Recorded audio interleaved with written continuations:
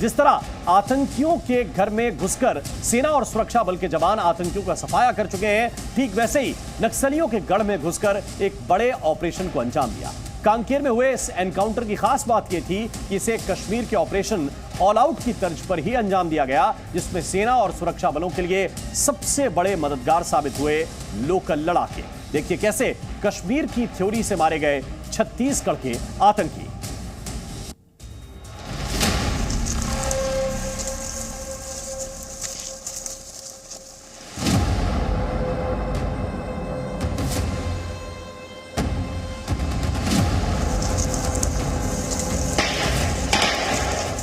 मंगलवार को लाल आतंक के गढ़ छत्तीसगढ़ में सुरक्षा बलों को बड़ी सफलता मिली।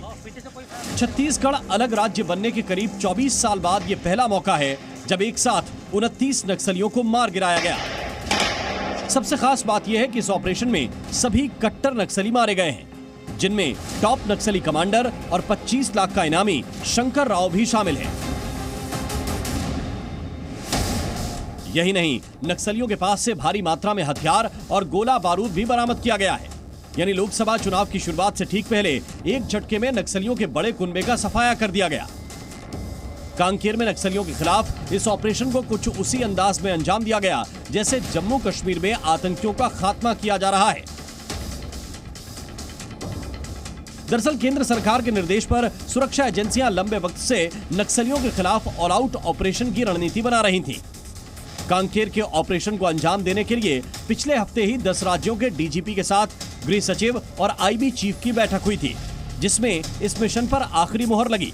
बैठक के बाद छत्तीसगढ़ में कश्मीर की तरह टारगेट बेस्ड ऑपरेशन लॉन्च करने की बात हुई और फिर खुफिया इनपुट के आधार पर पूरी प्लानिंग की गई, जिसे बीएसएफ के साथ डीआरजी ने मिलकर अंजाम दिया।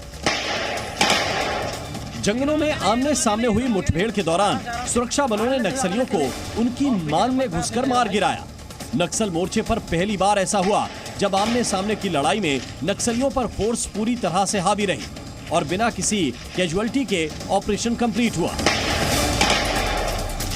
मोदी जी जब से प्रधानमंत्री बने तब से नक्सलवाद और आतंकवाद के खिलाफ एक सातत्यपूर्ण अभियान भारतीय जनता पार्टी की सरकार ने चलाया है।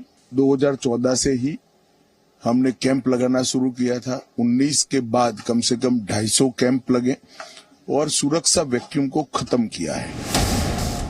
नक्सलियों के खिलाफ इस ऑपरेशन को सक्सेसफुल बनाने में सुरक्षा एजेंसियों ने कश्मीर वाली थ्योरी अपनाई, जिसके तहत जंगलों में रहने वाले स्थानीय लोग और नक्सल की राह छोड़ चुके पुराने लड़ाकों की मदद ली गई, जो बेहद कारगर साबित हुई। AK-47, एक SLR, 2 इंसास, एक कार्बाइन, 303 वेपन 3 और काफी बड़ी संख्या में 315 और 312 और बर्मार वेपन, साथ साथ जो 9mm पिस्टल है, जो वेपन का सर्विस वेपन है, वो भी 2 वेपन रिकॉर्ड किए गए थे। अभी कुल 29 माओवादी जो डेड बॉडी रिकॉर्ड किए गए थे, उसका शिनाख्ती की कार्रवाई जारी है। करीब 5 दिन की प्लानिंग के दौरान सैटेलाइट तस्वीरों के अलावा ड्रोन का इस्तेमाल कर नक्सलियों के मूवमेंट को लगातार ट्रैक किया गया। साथ ही पूरे इलाके में तलाशी अभियान चलाया गया और फिर 5.5 घंटे तक चली आमने सामने की भिड़ंत में 29 नक्सलियों को ढेर कर दिया गया। ब्यूरो रिपोर्ट, जी मीडिया। आपको ये बता दें कि कांकेर में नक्सलियों को ढेर करने में बीएसएफ और स्पेशल फोर्स के अलावा डीआरजी यानी कि डिस्ट्रिक्ट रिजर्व गार्ड की बहुत ही खास भूमिका रही। कहा जाता है कि नक्सलियों के बीच डीआरजी का इतना खौफ है कि इनके डर से नक्सली अपनी मान से बाहर तक नहीं निकलते हैं। आखिर ये डीआरजी होते क्या हैं, अब आपको ये समझाते हैं। दरअसल छत्तीसगढ़ में नक्सलियों पर लगाम कसने के लिए डीआरजी का गठन हुआ। डीआरजी में ज्यादातर छत्तीसगढ़ के नक्सल प्रभावित इलाके के आदिवासी हैं। डीआरजी की टीम में स्थानीय लड़के और आत्मसमर्पित नक्सली भी होते हैं। इन्हें मुख्य धारा में जोड़ने और रोजगार के लिए डीआरजी में रखा जाता है। लोकल होने की वजह से इन्हें जंगलों के बारे में बहुत अच्छी जानकारी होती है। पूर्व नक्सली होने की वजह से इनका इंटेलिजेंस का नेटवर्क भी काफी मजबूत होता है, अंदर की खबरें मिलती रहती हैं। डीआरजी के जवान बिना बुलेट प्रूफ जैकेट्स के भी रहते हैं, कई बार बिना हेलमेट के भी वहां पर रहते हैं। ये 3 से 4 दिन लगातार जंगलों में नक्सलियों की तलाश कर सकते हैं और इनके पास केवल खाने पीने का कुछ सामान होता है और हाथ में हथियार होते हैं। दरअसल नक्सल प्रभावित इलाके पहाड़ और घने जंगलों से घिरे हुए होते हैं। यहाँ की भौगोलिक स्थिति को अर्धसैनिक बल और सीआरपीएफ के जवान अच्छी तरह से समझ नहीं पाते। ऐसे में नक्सलियों के खिलाफ ऑपरेशन में डीआरजी के जवान बहुत ही खास रोल निभाते हैं और यही वजह है कि नक्सल प्रभावित इलाकों में 16 साल पहले वजूद में आए डीआरजी की संख्या और हिस्सेदारी लगातार बढ़ती जा रही है। दरअसल डीआरजी का गठन सबसे पहले 2008 में छत्तीसगढ़ के कांकेर में ही हुआ था। कांकेर और नारायणपुर में 2008 में इसका गठन हुआ। बीजापुर और बस्तर में डीआरजी का गठन साल 2013 के दौरान किया गया। वहीं सुकमा और कोंडा गांव में यह 2014 के दौरान अस्तित्व में आया।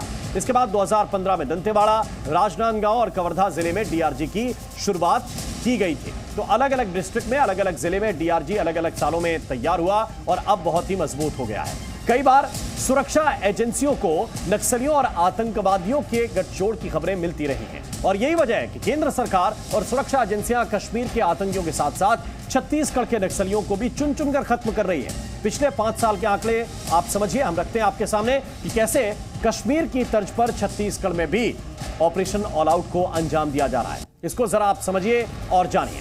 साल जरा देखिए और कितने आतंकी और नक्सली ढेर किए गए।